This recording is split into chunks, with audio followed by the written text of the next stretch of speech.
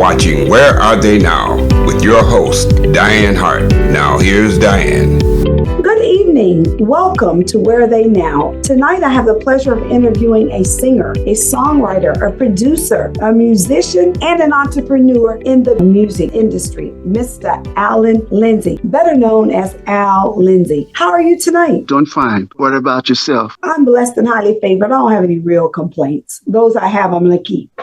I can respect that. We're going to jump right in. Where are you from? I was born in Virginia in a little town called Gordonsville. Removed from Virginia when I was about 8 years old to Detroit. So I'm primarily a Detroit resident. Received my education there. Before that, I worked for EMS in Detroit. I did 3 years in the military as a medic. Got out and was hired by the fire department, Detroit Fire Department. I was an EMT paramedic. Did that kind of for about 8 years. Got injured on the job. Went back to school. Got my undergrad degree from University of Detroit Mercy. I graduated from the PA program at the U of D. Got my graduate degree from the University of Nebraska. During all this time doing this educational piece, I was knocking the door on music. Started singing when I was about 13 years old. Prior to that, I had a fascination for poetry. So that's actually what led me to music. I started singing in groups in Detroit when I was about 15, 16 years old. And so that's how that's all started from the church. Now, all the time while I'm working for EMS and the time that I was in the military, I would entertain the troops. I sang, I performed. While in the military, I actually opened up for Jimmy Walker of Good Times. Yeah.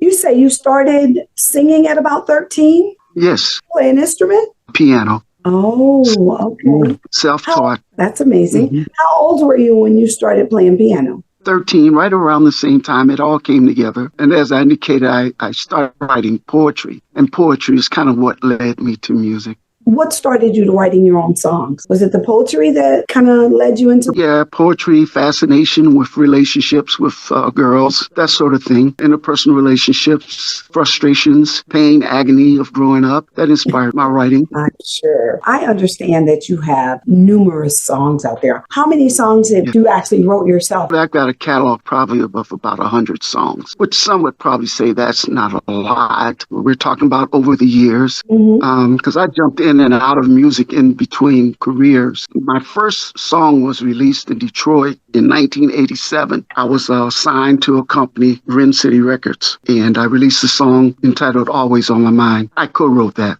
So that was my first recording ever. The song didn't do that well. It received great ratings, but the company folded. They didn't have the finances to push it. I went back to singing in the clubs and that sort of thing. After I graduated from college and started practicing medicine, I was able to establish myself financially. I was able to form my own label entitled Pulsating Music. So I've been doing some serious recording now over the last 15 to 20 years. I may have released about 4 albums, and some of my music has been on other albums as well. My music is very popular in the UK. So I think I've been on about 3 different albums through collaboration over in the UK. But I've released 4 albums here in the States. And that's been followed by 5 singles. It's about a total of 9 to 10 releases over the last 20 years. Have you been collaborating with some other entertainers? Oh, sure. It's kind of crazy because when that tune was released, although I was under contract with another company, I was collaborating with Lawrence Payton of the Four Tops. But I was in and out of that studio all of the time. I was there in their rehearsals. I would sing with them. I never did any shows with them, but I lived at that studio for 3 years. My more recent collaborations over the last 4 or 5 years, a couple of females out of the UK. So basically that's where that is. Who inspired you to just really get you started on the music side? Any particular other entertainers that really inspired you? Sam Cooke, Marvin Gaye, David Ruffin, Teddy Pendergrass, Luther Vandross, Will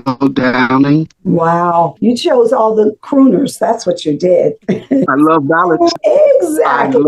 They call me a balladeer. Yeah, when you started going through the list, I'm like, okay, I like that. Well, I've listened to some of your music. I know that you are at the top of the charts in some places. Yes. Number 1. Yeah. Which song was that?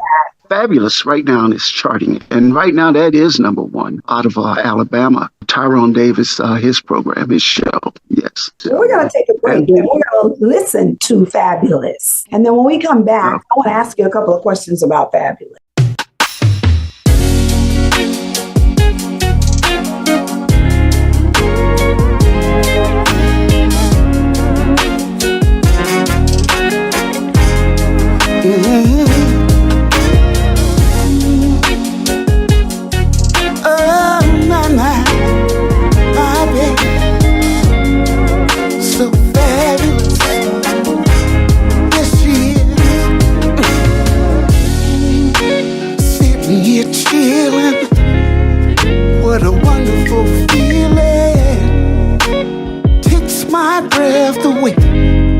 makes a bright sunshiny day in a land of make-believe. I never could conceive you're lying here next to me. She's so fabulous. My boo is so marvelous. The way we met, it was so miraculous. I feel so fabulous. Ooh, oh, what a wonderful feeling. Leaves me rocking and feeling. Loving you's been so dope. A shining star so full of hope. Just to hold you been so real. It's the thought of you. You've been my biggest thrill. She's so sensuous. From the first time I saw you, it made me curious. And if you leave, girl, I'd go furious. My boo is so fabulous, fabulous. Yeah.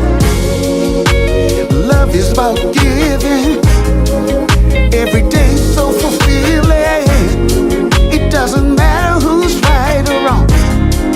Just you and I, a wonderful love song. It must be sent from above. The flowiness of a dove.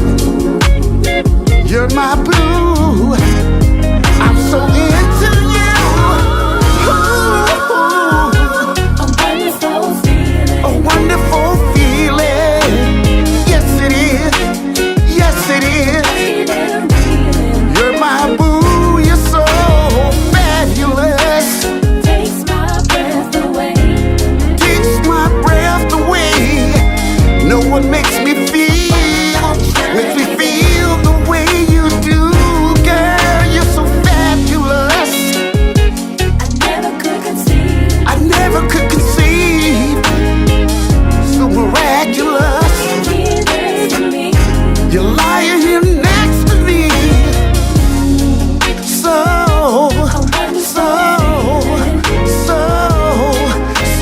fabulous.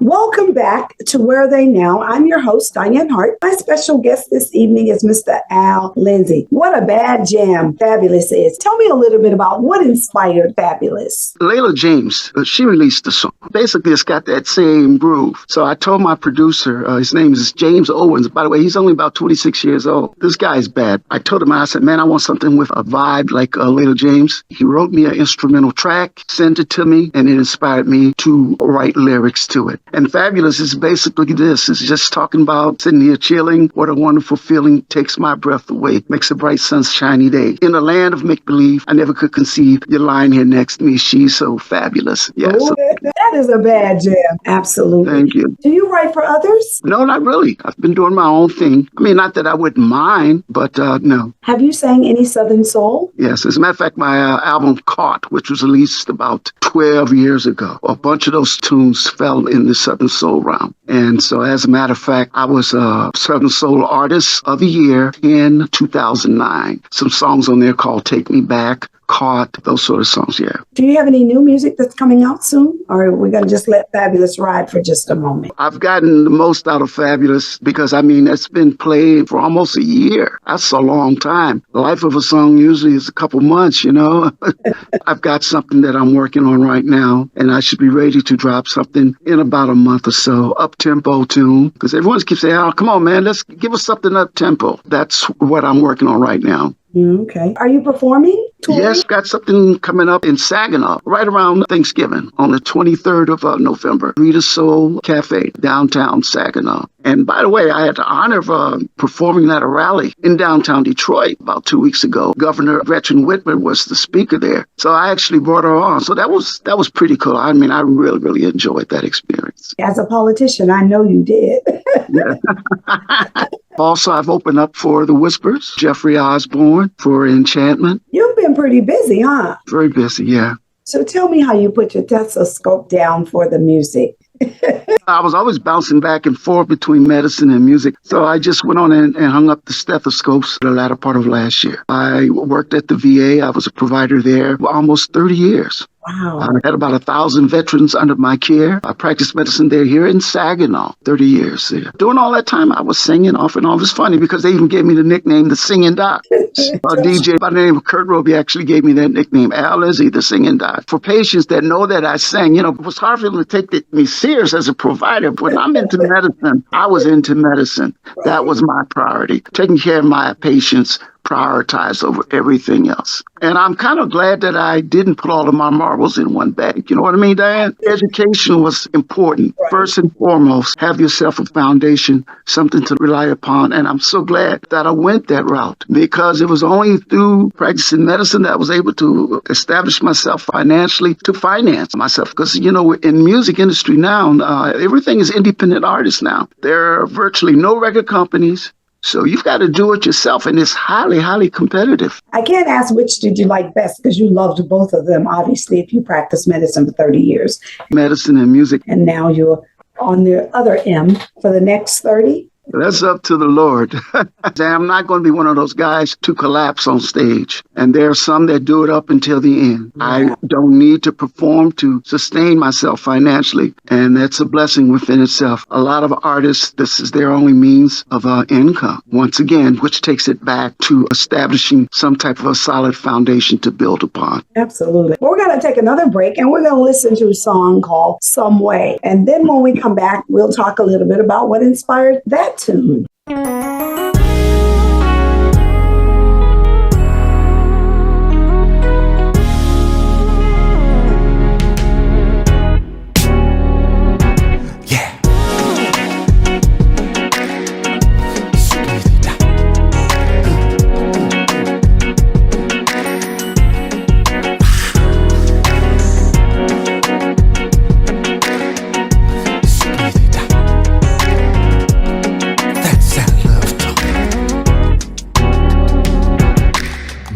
Difference who you are. Love comes from the heart. Oh, you can't tear it apart. No, you take it wherever you go. Just like a flower needs rain, true hearts will sustain over time. Don't you know that love will find its some way straight to your heart. Girl, it's your kiss, your smile drives me away.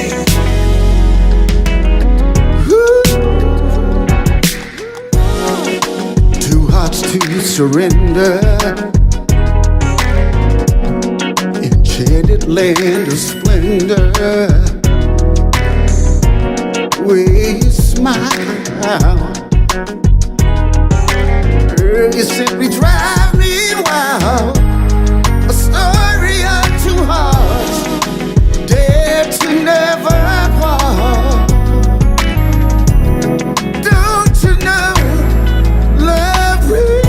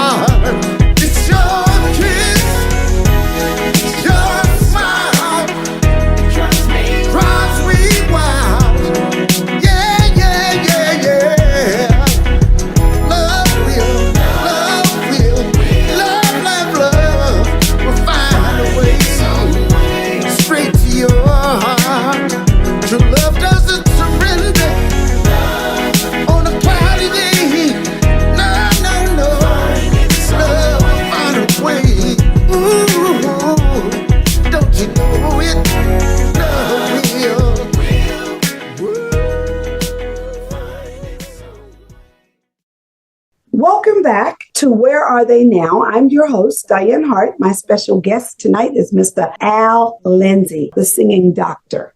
Mr. Eminem. Music and medicine.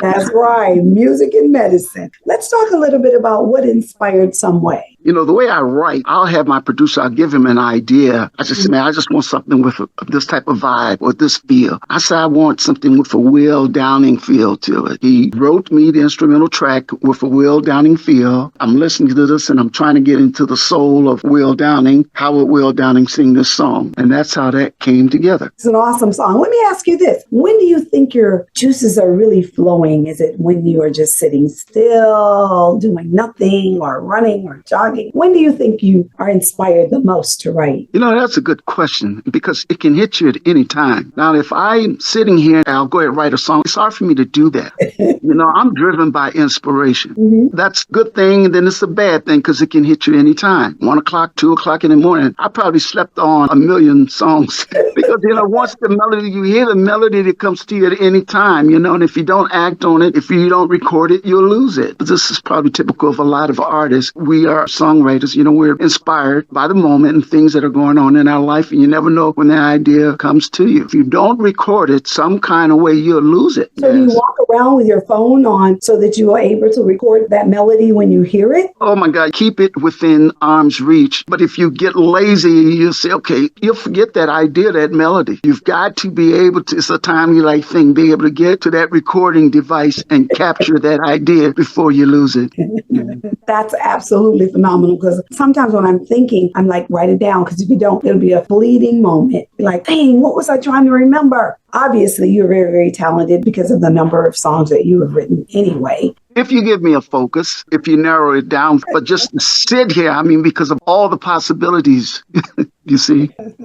What social platforms can your fans find you on? Oh, all of them. Deezer, iTunes, YouTube, Spotify, all of the formats. Type in Al Lindsey, the music catalog pops up. And I think on YouTube, I probably got about 60 songs out there. I mean, you can listen to Al Lindsey on YouTube for 2 or 3 hours. Does anybody else in your family sing or play? That's a good question, because I was always wondering where did my inspiration to sing came from. My mom. And my mom was my biggest supporter. But my mom, while she was living, God bless her soul, never talked about her music. My mom took me to see David Ruffin when I was about 19, 20 years old. It was my mom. Like I said, never talked about her singing. I heard that my mom had a beautiful voice. Back then in Virginia, when the gospel groups would come into town, the Five Blind Boys, the Dixie Hummingbirds, they actually tried to get my mom to go tour with them. That's how beautiful voice my mother had. But her mother would not allow her to go. But they tell me my mom had a beautiful voice. I hate the idea that I never really had the opportunity to talk with her about those experiences because she never let me know. And I found that out after the fact. Oh, wow. Let me ask you this. As an ultimate professional, both in the medical field and in the music world, what would you tell these new up-and-coming young people that they need to do to achieve just a portion of what you have achieved over your lifetime? It's like when you're constructing a house and you're trying to construct a house that's going to weather the storms, you got to lay down a solid foundation. And the foundation is education, incorporating that into one's life experiences. But you got to have something solid. The music industry is not like it was back in the day. If you were talented, you know, record companies sign you up, they finance a project for you and get your name out there. But now everything is upon the artist. If you're not solidified and if you're not established somewhere financially, you're not going to cut it in the music industry outside of doing it for the love of it.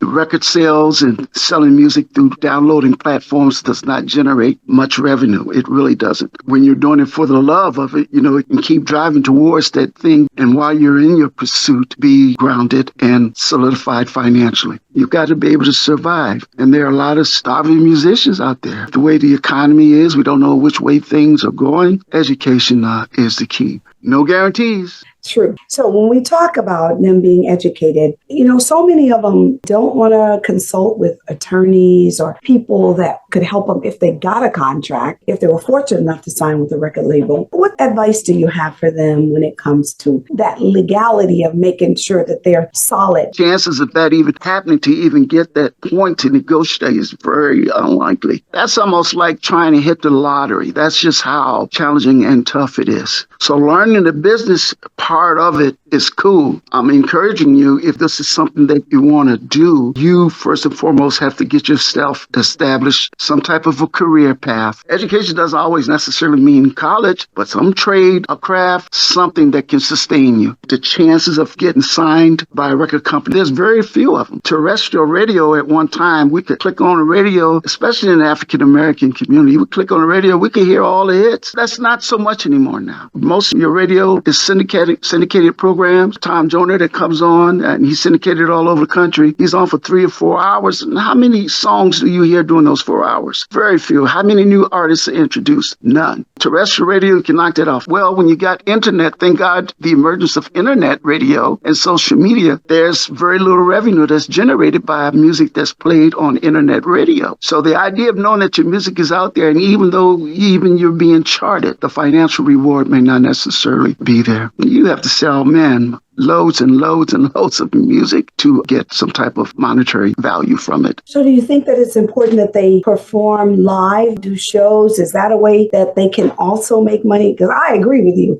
You need a foundation. There's no question about it. Doing something, even when you're in school, you need to have something that you can do. If you came through a vocational training school, then you have something you can fall back on that you can go do while you're trying to make that other side for yourself. So what do you think? Think about the young fellow who has aspirations of being a professional basketball player or a professional football player or a professional boxer. Anything that says pro. In other words, and you're going to get paid for your talent or for your abilities. The chances and the likelihood are very, very, very slim. And we all have different goals and aspirations. I myself personally, I love music. I could write from here until the end. And in regards to the performing element, that's very highly competitive too. Most of your major artists, they lock in these tour dates. They travel all over the country, all over the world. And if your music is not there, in order to get that worldwide exposure, you got to get on Sirius radio now. That in itself can generate more listeners, and then the promoters can give you calls. But if you're sitting there waiting on that promoter to give you a call nowadays, very, very unlikely. It's changed so much. You have to book your own gigs. You may have to finance it yourself. And you have to buy marketing time, radio ads, et cetera, to be very, very costly. So at the end of the day, this really comes down to you being financially stable yourself. I cannot overemphasize the importance of that. Because when you think of our music, music is our story. I, as a man or person of color, music is our story. That's how we have expressed our experience in this country over the past 300 years or so. And even prior to that. And there was a means of communication with the sound of the drum. It's how we communicated. You didn't have to speak the same language, but you communicated with drums. Get yourself solidified and get you some money before you think that you can just jump off, because you may have to finance your own career. And there's nothing wrong with having a good, solid financial foundation. You know, we have to eat. Absolutely. We must eat and sleep. Yes. These daily expenses. Yeah. Boy, how time flies. I hear that music playing. So it's time for me to go. I have truly enjoyed this opportunity to speak with you. I look forward to doing this again sometime soon. So thank you for allowing me to interview you, Mr. Eminem, Dr. Al Lindsey. Medicine and music. We'll have to change your name from Mr. Al Lindsey. They're going to start calling you Dr. Al Lindsey. No. Al is fine. Al Lindsey. That's fine. Thank you so much, Al. I greatly appreciate you allowing me this opportunity. Peace out. Listen, you can watch Where Are They Now every Thursday night on Detroit Hot TV on their Facebook. It streams live. It goes straight to YouTube. You can also watch me on Wednesday nights on The Opening Statement right here out of Tampa, Florida, where I will have you on both of my shows. And on Wednesday night, I come on at 7:30, and that's on the Lit TV network on Roku. So I look forward to you all watching the shows and enjoying Where Are They Now. Now you all know where Mr. Al Lindsey is. he's still working hard and producing beautiful music. So don't forget, go to YouTube, like and subscribe, hit the bell so every time I upload a video, you'll know it. Thank you. Bye-bye.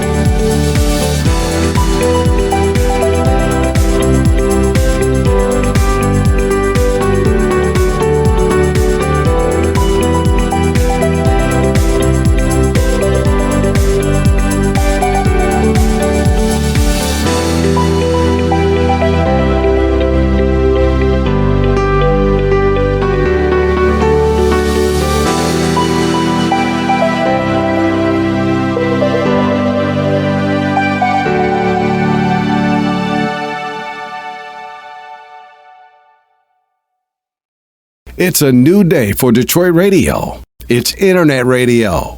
Make sure you're streaming in your car. Terrestrial radio can't do what we do because we are setting a new standard in Detroit. The best Detroit artists are here, along with all your national favorites. The most music 24/7 by all your local favorites, like Anita Baker, Michael Henderson, Kim, So how did you find your way back in and the Dramatics. If they're from Detroit, they're heard here. This is where Detroit turns for R&B from yesterday and today. 24 karat magic in the air. Detroit Hot Radio.